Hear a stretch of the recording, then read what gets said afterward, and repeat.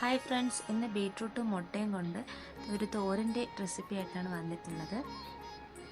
അതിലേക്ക് ഒരു medium size beetroot സവോള അരിഞ്ഞെടുത്തിട്ടുണ്ട്. ചട്ടി ചൂടായതിനു ശേഷം അതിലേക്ക് എണ്ണ ഒഴിച്ച് കടുക് പൊട്ടിക്കാം. ഇനി ഈ സവോളയും ബീട്രൂട്ടും നന്നായിട്ടൊന്ന് വഴണ്ട് വരണം. ഇതിലേക്ക് ഫ്ലേവറിനായിട്ട് കറിവേപ്പില ചേർത്ത് കൊടുക്കുന്നുണ്ട്. ആവശ്യത്തിനുള്ള ഉപ്പ് ആഡ് ചെയ്ത് കൊടുക്കുന്നുണ്ട്.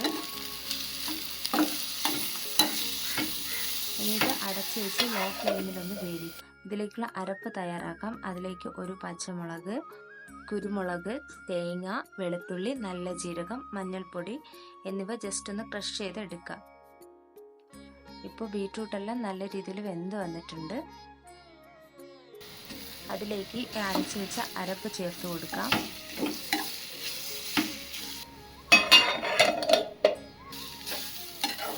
ഇളക്കി നന്നായിട്ട് യോജിപ്പിച്ച് കൊടുക്കുക. എല്ലാം നന്നായിട്ടൊന്ന് വെന്ത് വന്നിട്ടുണ്ട്.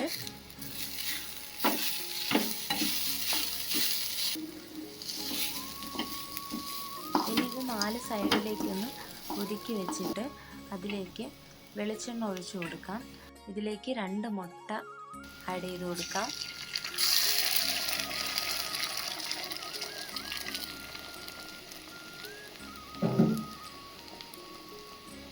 മുട്ടയൊന്ന് ചിക്കിച്ചെടുക്കാം.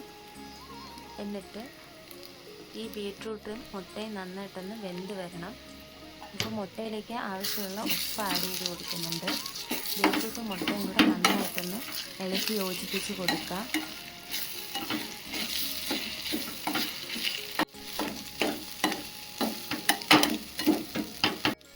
ഫൈനലി ഇതിലേക്ക് ചിക്കൻ മസാല, ഗരം മസാല ആഡ് ചെയ്ത് കൊടുക്കാം. ഓപ്ഷണലാണ്.